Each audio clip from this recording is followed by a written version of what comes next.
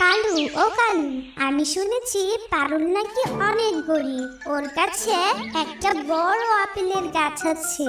তুমি তো জানোই আপেল আমার কত পছন্দ। ওই আপেল গাছটা আমার চাই। তুমি কম দামে আপেল গাছটা আমাকে কিনে দাও না, না হলে আমি বাপের বাড়ি চলে যাব আর তোমার সাথে থাকবো না। না না বিউটি, তুমি এভাবে বলো না। আমি তোমাকে এক্ষুনি আপেল গাছটা কিনে দিচ্ছি। এমনিতেও আপেল গাছ বড়লোক পাখিদের কাছেই থাকা দরকার। ওই গরিব পাখির কাছে আপেল গাছ থেকে কি করবে? এই কথা বলে কালু আর বিউটি পারুলের কাছে চলে যায়। এই যে পারুল, আমরা হলাম এই বনের সব থেকে বড়লোক পাখি।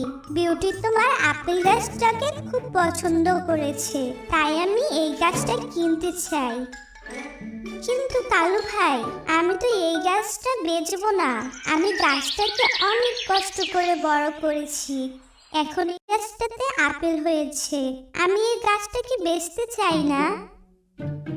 তোর চাওয়া নাও চাওতে আমাদের কোনো যায় আসে না, এটা আমার চাই।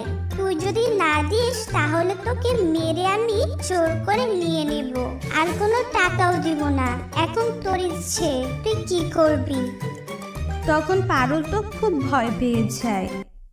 না না ভাই, আমাকে মেরো না, আমি অনেক গরিব। ঠিক আছে, তুমি যা দিতে চাও তা দিয়ে আমার গাছটাকে কিনে নাও, আমি কিচ্ছু বলবো না। কালু পারুলকে অল্প কিছু টাকা দিয়ে গাছটাকে কিনে নেয়। এরপর পারুল অসহায় হয়ে অন্য বনে চলে যায়। একদিন আমরা এই জঙ্গলে একাই থেকে যাব, যদি এইভাবে সব পাখিদের বাড়ি থেকে বের করে দিতে পারি। হ্যাঁ গো হ্যাঁ, তারপর এই পুরো জঙ্গলটাই আমাদের হবে। আর আমার তো ভেবেই খুশি লাগছে। পরের দিন টুনি টুনার কাছে যায় আর বলতে থাকে, জানো তো না, ওই শয়তান কালু পারুলের কাছ থেকে অল্প কিছু টাকা দিয়ে তার আপেল গাছটাকে কিনে নিয়েছে আর বাড়ি থেকেও বের করে দিয়েছে। অসহায় পারুলও এই জঙ্গল থেকে বেরিয়ে গেছে। জানি গো জানি, আমি শুনেছি ওই শয়তান কালু নিজের টাকার জোরে বনের সব পাখিদের সাথে এমন খারাপ ব্যবহার করে। আমার তো খুব ভয় করছে, না জানি কোন দিন আমাদেরও এই জঙ্গল থেকে বের করে দেয়। পরের দিন সেটাই হলো। টুনি জানিয়ে ভয় পাচ্ছিল, কালু টুনির কাছে আসে। টুনি, তোর বাড়ির আশেপাশে যত পাখির বাড়ি আর গাছ আছে সব আমি কিনে নিয়েছি, তাই এখন আমি চাই তুইও আমার কাছে তোর বাড়ি বেচে দে। না না কালু, আমি এই বাড়ি বেচবো না, আর গাছ তো কোনো দিনই বেচবো না, কারণ আমি এই গাছগুলো অনেক কষ্ট করে বড় করেছি। আমি তোকে 2 দিনের সময় দিচ্ছি, যদি তুই বাড়ি আর গাছগুলো আমার কাছে না বেচিস তাহলে তোকে মেরে জঙ্গল থেকে বের করে দিব। এই কথা বলে কালু নিজের বাড়িতে চলে যায়। কালু, টুনি কি নিজের বাড়ি আর গাছ বেচতে রাজি হয়েছে? না বিউটি, ও রাজি হয়নি। আমি টুনিকে 2 দিনের সময় দিয়েছি। টুনি অনেক গরিব, 2 দিন পর নিশ্চয়ই বাড়ি বেচতে রাজি হয়ে যাবে। তাহলে তো পুরো জঙ্গলটাই আমাদের হয়ে যাবে গো। হ্যাঁ বিউটি, আমরা এখন অনেক বড়লোক পাখি। কেঁদো না টুনি, কেঁদো না। আমরা দুজনে মিলে ওদের এমন বোকা বানাবো যে সারা জীবন মনে রাখবে। এরপর টুনা টুনির কানে কিছু বলে আর বাজারে চলে যায়। কিছু নকল সোনা আর হার কিনে ফিরে আসে।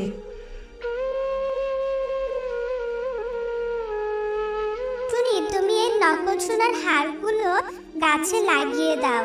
এমন ভাবে লাগাবে যেন দেখে মনে হয় হারগুলো যেন গাছেই ধরেছে।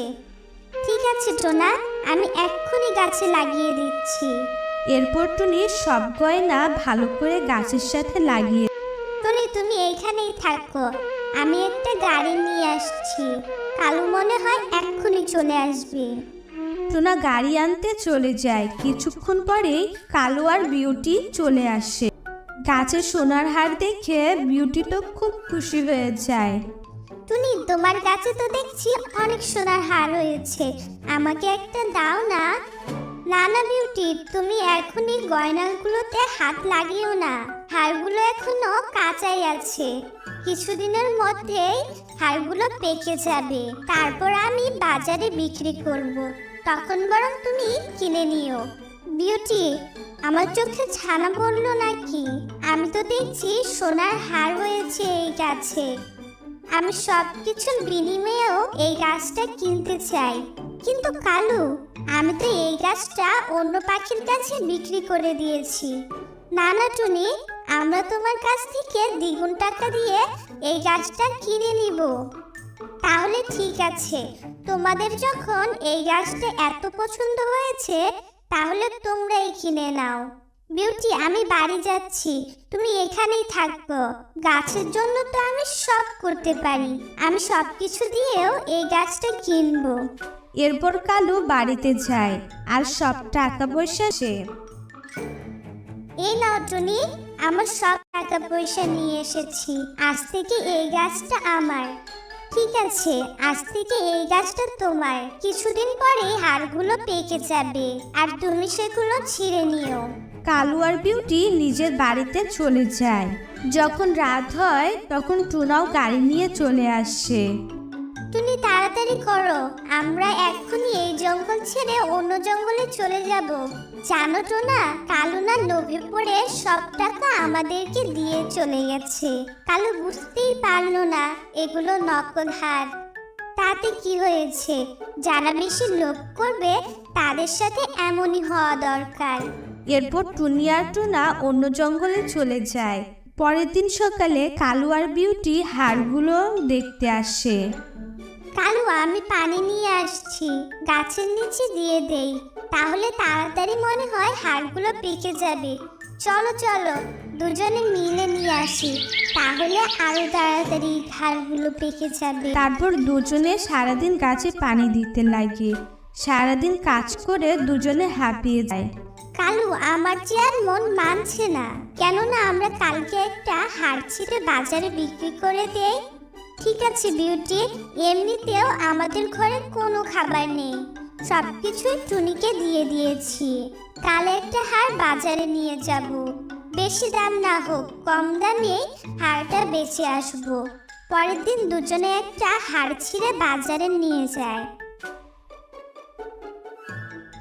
তোমরা দুজনেই কি পাগল হয়েছো, নাকি আমাকে পাগল ভেবেছো? নকল হার সোনার দোকানে বেচতে এসেছো? দূর হও এখান থেকে। না না ভাই, এটা এখনো কাঁচাই আছে, কদিনের মধ্যেই পেকে যাবে, তারপর আমরা সেগুলো তোমার কাছেই বেচবো। তোমরা এখান থেকে যাবে কি না, না হলে আমি মেরে বের করে দিব।